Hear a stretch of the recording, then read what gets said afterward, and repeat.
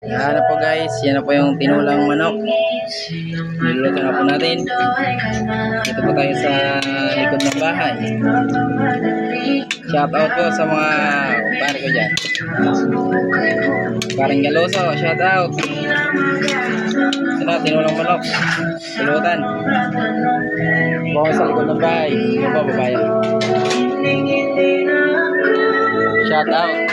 Tinulang manok.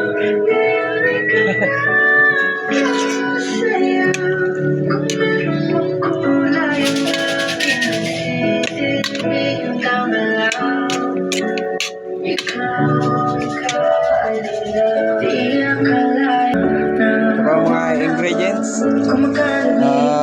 sayote, palayang dahon, at malunggay. Yun guys, lagyan pa natin ng tubig.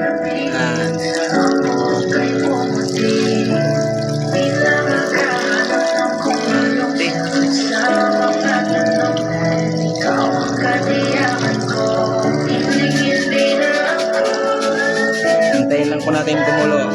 Halo-haloyin natin ng konti. Mamaya dagdagan natin sa sabaw para masarap. Takpan muna natin. Hello, wifi.